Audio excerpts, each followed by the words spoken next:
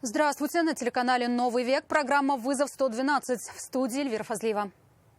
И сегодня мы расскажем о задержании водителей и пассажиров «Фольксвагена» ночью в поселке Савиново. Курю. То есть все-таки есть что скрывать, да? Ну да, конечно. Местные жители устали от визитов наркозависимых. Покажем последствия выезда на встречную полосу легковушки в Пестричинском районе. И женщину, которую при выходе из автобуса сбил водитель легковушки и скрылся с места происшествия. Женщины тут стоят, все кричат, а я не пойму. А также на улице Пушкина мужчина прыгнул на капот, остановившийся, чтобы его не сбить иномарки. И нетрезвый водитель стал участником аварии на улице Парина. В нормальном состоянии был, он с семьей ехал, ну, по его словам, по крайней мере, не знаю, он не пил сегодня. Это и не только. Прямо сейчас.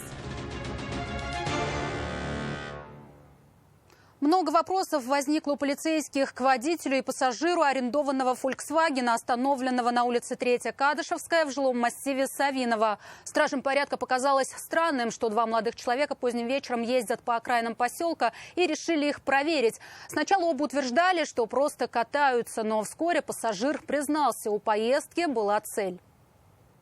Ничего с собой запрещенного нет? Нет. Пассажир «Фольксвагена» уверял, поздним вечером вместе с другом по пустым заснеженным улицам на окраине поселка Савиново просто катались. Мы проехали здесь, потом обратно ехали, нас задержали. Подозрения, да? Тут, видимо, наркоманы что-то делают.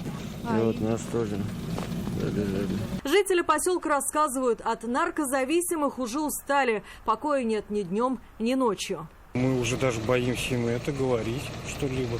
Говорят, что только не делали, чтобы закладчики забыли сюда дорогу, но ничего пока не принесло плодов. А что они обкуренные, обдолбанные? Они и ложат не боятся, и забирают не боятся. Ну, которые ложат еще, да, как-то это, они смотрят еще как-то. А вот которые забирают, им вообще по барабану. Я уж вот летом траву стараюсь прям по самой не хочу косить, чтобы некуда было. Боритесь, как можете? Да, а так по столбами везде они, по всей деревне. Вот. Да и не только у нас. К тому моменту пассажир иномарки признался, что и они заехали сюда с определенной целью, и интерес полицейских к ним возник не на пустом месте. И рассказал, что с собой у него 2 грамма вещества растительного происхождения. Курю только если. То есть все-таки есть что скрывать, да? Ну да, конечно.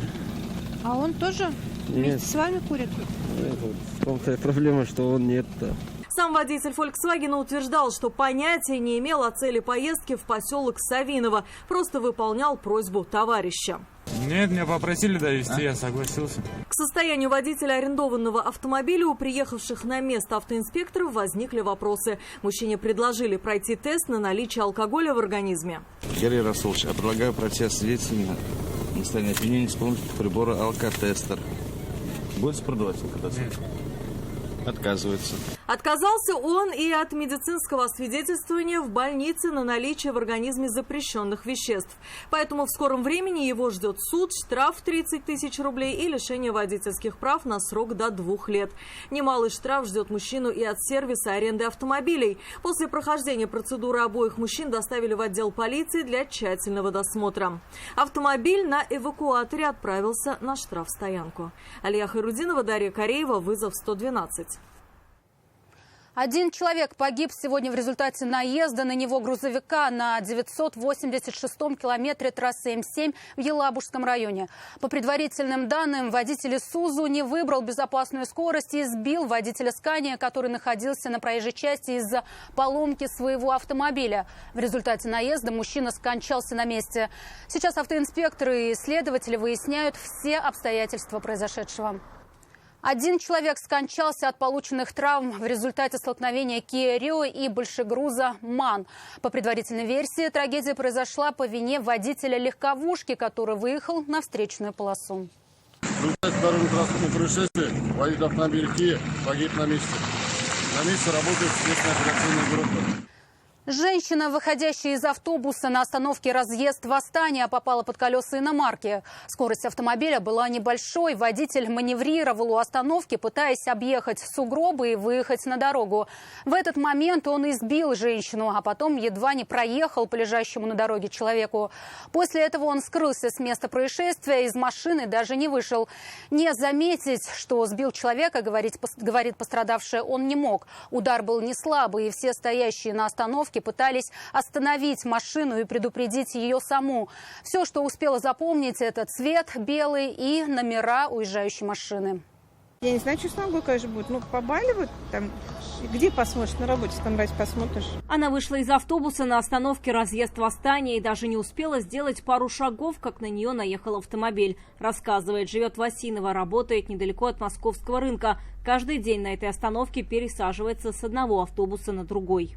Сильный удар такой, я, естественно, падаю. И он еще назад дал. Я думаю, сейчас еще дальше, все, но я просто растерялась. И я встала потом. Он стал вот так разворачиваться. Я смотрю на него, я вижу его, это самое. Думаю, может, сейчас остановится. Нет, он развернулся и уехал. Что произошло на самом деле и чем могло обернуться, она поняла не сразу. Сначала просто случившемуся не придала значения. Потом стала болеть нога и начали проясняться мысли. В марке машины сомневается, но номера запомнила четко. Белый, Volkswagen, вот 965, я говорю, запомнил, мне надо было сфоткать. Говорит, не заметить, что сбил человека, водитель автомобиля не мог. Во-первых, удар был сильный. Во-вторых, люди на остановке кричали так, что не услышать было невозможно. А на остановке, когда он назад поехал еще, на меня-то женщины тут стоят, все кричат, а я не пойму. Я не знаю, как он мог не заметить. Ты же, когда заднюю даешь, ты все равно в это зеркальце смотришь. Все, что запомнила, женщина сообщила прибывшим на место автоинспекторам. Автомобиль объявили в розыск. Найти водителя, вероятно, будет несложно, благодаря номерам, которые запомнила как пострадавшая, так и очевидцы, и множеству камер наблюдения. И теперь водителю грозит лишение прав за оставление места ДТП. Вероника Гайнудинова, Дарья Кореева, вызов 112. На улице Пушкина молодой человек прыгнул на капот проезжавшего «Хёнда». Водитель уверял, издалека заметил человека, поведение которого посчитал неадекватным. Мужчина выбегал на проезжую часть навстречу машинам. Побоявшись сбить человека, водитель иномарки остановился, когда пешеход бросился ему на перерез. Он рухнул на капот уже стоящей машины. Водитель тут же вызвал скорую и автоинспекцию. Врачам потребовалась помощь стражей порядка. Мужчина явно находился под действием неизвестных веществ. И справиться с ним было непросто. В результате его госпитализировали, а водитель остался на месте с автоинспекторами разбираться во всех обстоятельствах случившегося. Нетрезвым оказался водитель «Фольксвагена», который на пересечении улиц Мавлютова и Парина столкнулся с «Ладой Калина». Последний почувствовал запах спиртного и ехать в центр оформления ДТП категорически отказался. Тем самым задержал водителя с признаками опьянения до прибытия автоинспекторов. В нормальном состоянии был, он с семьей ехал, по его словам, по крайней мере, не знаю, он не пил сегодня. Друг водителя «Фольксвагена» уверен, его товарищ был совершенно трезв, ехал домой с женой и 2 детьми. Одному 2 года, другому 5. Говорит, налево с улицы Мавлютова на Парина поворачивал по всем правилам, когда в правую заднюю дверь врезалась «Лада Калина», поворачивающая из 2-го ряда. Ехать в центр оформления ДТП водитель отечественной легковушки категорически отказался. Как потом рассказал автоинспекторам, потому что почувствовал от водителя иномарки запах спиртного. Аварию оформили быстро, водитель «Лады» уехал, а мужчине, управлявшему «Фольксвагеном», предложили пройти экспресс-тест на наличие алкоголя в организме. Ответить, почему прибор зафиксировал 0,3 миллиграмма чистого спирта в литре выдыхаемого воздуха, его друг не смог. Не знаю, я не эксперт, не врач. Я спросил еще сам. Сегодня, может, с утра, я говорю, 1 бутылку выпил, мало ли. Нет, вчера, да. У нас вчерашний дня очень много времени прошло. Любого человека бы выветрилось. Не согласившись с результатом, мужчина захотел проехать в больницу на медицинское освидетельствование, но и там алкогольное опьянение официально было установлено. И теперь мужчине предстоит в скором времени на срок до 2 лет стать пешеходом и заплатить штраф 30 000 рублей. Ирина Васильева, Дарья Кореева, вызов 112. Электрический обогреватель стал причиной пожара в Челнах. Сообщение о возгорании в квартире на 8-м этаже 14-этажного дома коридорного типа поступило накануне днем. К моменту прибытия пожарных расчетов горели вещи и мебель на площади 15 квадратных метров. Из общей кухни с помощью кислородной маски спасли 60-летнюю женщину, которая не смогла эвакуироваться самостоятельно, и передали ее в руки медиков. Пострадавшую с отравлением продуктами горения и ожогом госпитализировали. По предварительной версии, пожар вспыхнул из-за загоревшегося оставленный без присмотра электронагреватель. Это все, о чем успели вам рассказать. В студии была Эльвира Фазлиева. До встречи и не бросайте вызов судьбе, вдруг она его примет.